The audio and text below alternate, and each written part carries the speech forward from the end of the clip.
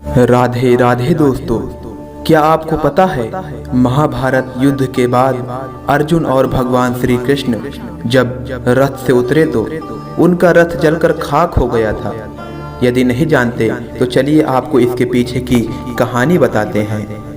आप सभी को तो पता है महाभारत का युद्ध अपनों के बीच हुआ था। यही कारण है कि अर्जुन कई बार इस युद्ध में मोह में फंस रहे थे और यही कारण था कि भगवान श्री कृष्ण ने उन्हें गीता का उपदेश दिया था।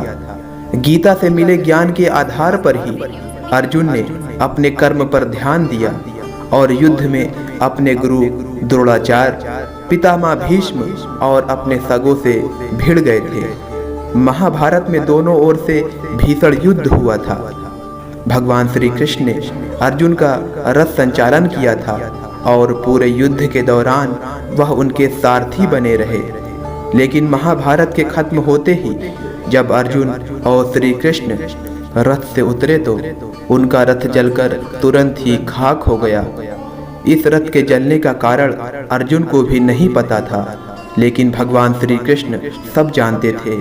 आखिर ऐसा क्यों हुआ, आइए इसके बारे में आप लोगों को बताते हैं।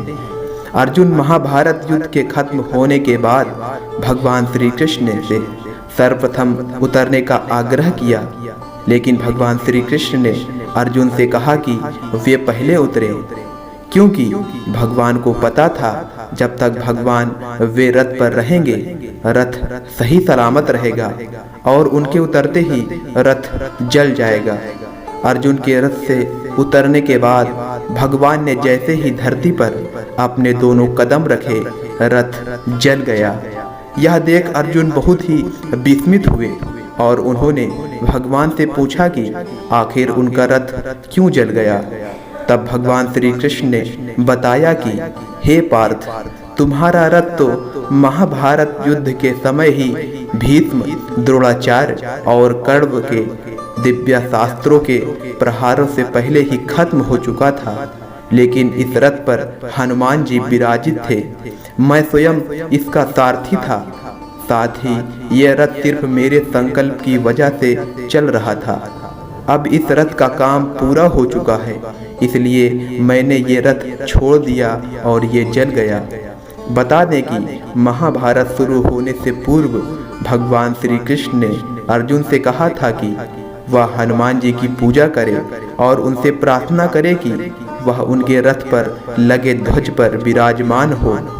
इसके बाद अर्जुन ने हनुमान जी से आग्रह किया था और हनुमान जी उनके रथ के ध्वजा पर विराजमान हो गए थे। यही कारण था कि महाभारत के युद्ध के दौरान अर्जुन, भीष्म पितामह और कर्ण सहित कई योद्धाओं के युद्ध हुआ, लेकिन इस युद्ध में क्षति नहीं पहुंची थी। यही कारण था कि जैसे ही श्री कृष्ण भी रथ से उतरे तो शेषनाग पाताल लोक चले गए और हनुमान जी रथ के ऊपर से अंतर्ध्यान हो गए और रथ में आग लग गई। तो दोस्तों, ये जानकारी कहानी अगर आपको अच्छी लगी हो तो वीडियो को लाइक करके चैनल को सब्सक्राइब जरूर कर लीजिए।